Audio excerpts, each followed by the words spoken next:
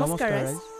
কেঁচু সাৰ হৈছে কেঁচুৰ পৰা তৈয়াৰ কৰা এক জৈৱিক সাৰ। ই মাটিৰ স্বাস্থ্য ৰক্ষা আৰু উদ্ভিদৰ বিকাশৰ বাবে অতিকে প্ৰয়োজনীয় সাৰ। এই কেঁচু সাৰে মাটিত অত্যাৱশ্যকীয় পৰিপুষ্টি সমৃদ্ধ কৰাৰ লগতে ইয়াৰ আৰ্দ্ৰতা বজাই ৰখাত সহায় কৰে। এই কেঁচু সাৰ উৎপাদন প্ৰক্ৰিয়াই উদ্ভিদৰ স্বাস্থ্য উন্নত কৰাৰ লগতে পাকঘৰ উপৰিও চৌপাশৰ পেলনীয়া সামগ্ৰী যেনে শাক পাচলিৰ বাকলি, শুকান পাত, কলৰ বাকলি আদিক এক উৎকৃষ্ট মানৰ সাৰলৈ ৰূপান্তৰ কৰে। অসম চৰকাৰৰ বন বিভাগে ফ্ৰান্স ডেভেলপমেণ্ট এজেন্সি AFDৰ সহযোগত ৰূপায়ণ কৰিছে বন আৰু জৈৱ বৈচিত্ৰ্য সংৰক্ষণৰ অসম প্ৰকল্প, যাক চমুকৈ APFBC বুলি কোৱা হয়। এই প্ৰকল্পৰ লক্ষ্য হৈছে বন আৰু জৈৱ বৈচিত্ৰ্য সংৰক্ষণ কৰা, বন্যপ্ৰাণীক সুৰক্ষা প্ৰদান কৰা আৰু বনাঞ্চলৰ দাঁতিকাষৰীয়া লোকসকলক আৰ্থিকভাৱে সবল কৰি বনৰ ওপৰত থকা তেওঁলোকৰ নিৰ্ভৰশীলতাক হ্ৰাস কৰা। APFBCয়ে ৰাজ্যক ভালেকেইটা শিতানত প্ৰশিক্ষণ প্ৰদান কৰি আহিছে। তাৰ ভিতৰত আছে কাপোৰ বোৱা, কাপোৰ চিলোৱা, নাৰ্চাৰী স্থাপন, বাঁহ শিল্প, আচাৰ প্ৰস্তুত কৰা ইত্যাদি ইত্যাদি। ইয়াৰ উপৰিও তেওঁলোকে বিভিন্ন স্থানত ৰাজহুৱা প্ৰেক্ষাগৃহ নিৰ্মাণ কৰে। বিভিন্ন সা সৰঞ্জাম যেনে তাঁতশাল, ভাৰ্মি বেড, আচাৰ প্ৰস্তুত কৰা সা সঁজুলি, চিলাই মেচিন আদি প্ৰদানকে ধৰি ৰাজ্যৰ প্ৰয়োজন অনুসাৰে অন্যান্য যাৱতীয় সা সামগ্ৰী আগবঢ়াই আহিছে। অকল এয়াই নহয়, এই প্ৰকল্পই অঞ্চলবাসীয়ে নিজ হাতে প্ৰস্তুত কৰা সা সামগ্ৰীসমূহ বনসৃষ্টি বিপণীত বিক্ৰী কৰাৰো সুবিধা কৰি দিছে। বনসৃষ্টি হৈছে এনে এক ব্ৰেণ্ড যাক বনাঞ্চলবাসীয়ে উৎপাদন কৰা সা সামগ্ৰীসমূহ বিপণনৰ বাবে সৃষ্টি কৰা হয়। কেঁচু সাৰ প্ৰস্তুতকৰণৰ ক্ষেত্ৰত অঞ্চলবাসীক ইয়াৰ যাৱতীয় প্ৰশিক্ষণ প্ৰদানৰ উপৰিও ভাৰ্মি বেড যোগান ধৰা হয়। এই প্ৰকল্পৰ উৎপাদিত সাৰ বিক্ৰীৰ বাবে গোৱালপাৰাৰ দহিকটা JFMCত এক বিপণন ব্যৱস্থা গঢ়ি কেঁচু সাৰ বিক্ৰীৰ ব্যৱস্থা কৰিছে। আৰু আজি আমি উৎকণ্ঠাৰে ৰৈ আছো আপোনালোকক দেখুৱাবলৈ কেনেদৰে কেঁচুৰ পৰা তৈয়াৰ কৰা হয় উৎকৃষ্ট মানৰ জৈৱিক কেঁচু সাৰ। প্ৰথমতে আমাক প্ৰয়োজন হ'ব জৈৱিক আৱৰ্জনা, যেনে পাকঘৰ আৰু বাহিৰৰ পেলনীয়া সামগ্ৰী। ইয়াৰ উপৰিও আমাক লাগিব গৰু গোবৰ, কেঁচু আৰু চালিজাতীয় সামগ্ৰী যেনে কাটি লোৱা খেৰ, বাতৰি কাগজ, অনা প্লাষ্টিক জাতীয় মুগা বৰণীয়া সামগ্ৰী যেনে কাৰ্ডবৰ্ড, কাগজৰ সামগ্ৰী।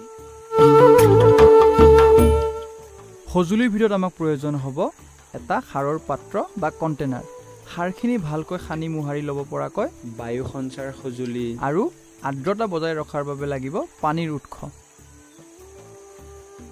আহক এতিয়া আমি পাত্ৰটো স্থাপন কৰি লওঁ। চাব, পাত্ৰটোৱে যাতে ভালদৰে নিষ্কাশন কৰিব পাৰে আৰু বায়ুৰ চলাচল যাতে ঠিকমতে হয়।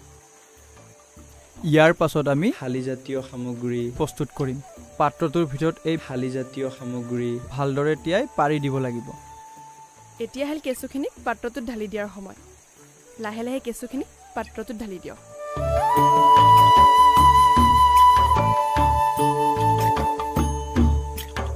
পৰ্যায়ক্ৰমে জৈৱিক আৱৰ্জনাখিনি পাত্ৰটোত ঢালি থাকক। সন্তুলিত মাত্ৰাত ঢালিব, এবাৰতে অধিক মাত্ৰাত দি নিদিব। প্ৰক্ৰিয়াটো সঠিকভাৱে চলি থাকিবৰ বাবে পাত্ৰটোৰ আৰ্দ্ৰতাৰ স্তৰ নিৰীক্ষণ কৰক। নিয়মীয়াকৈ সাৰখিনিক বতাহ দিয়াৰ ব্যৱস্থা কৰিব আৰু কেঁচুবোৰক মাত্ৰাধিক খাদ্য খাবলৈ নিদিব। অৱশেষত সাৰখিনি যেতিয়া ভালদৰে প্ৰস্তুত হৈ উঠে, কেঁচুবোৰ সাৰৰ পৰা আঁতৰ কৰি কেঁচুখিনি সংগ্ৰহ কৰক। সাৰ প্ৰস্তুত হ'বলৈ সময় লাগে 90 দিন।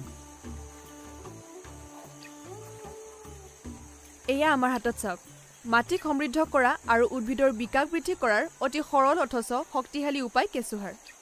জৈৱিক আৱৰ্জনাক এক পুষ্টি সমৃদ্ধ পচন সাৰলৈ ৰূপান্তৰ কৰি আমি পৰিৱেশ ৰক্ষা কৰাটো সহায় কৰিব পাৰোঁ।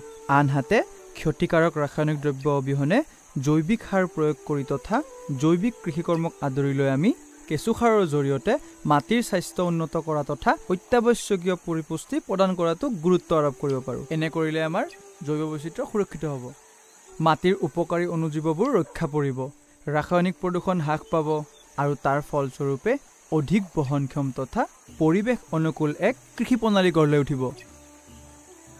এনে প্ৰক্ৰিয়াৰ পৰা অঞ্চলবাসী বিপুলভাৱে লাভৱান হ'ব। কেঁচু সাৰ উৎপাদনকাৰীসকলে ইয়াক বজাৰত বিক্ৰী কৰি এক অতিৰিক্ত উপাৰ্জন লাভ কৰিব পাৰে। ইয়াৰ উপৰিও তেওঁলোকে নিজৰ পথাৰত এই সাৰ প্ৰয়োগ কৰি উন্নত ফচল চপাব পাৰিব।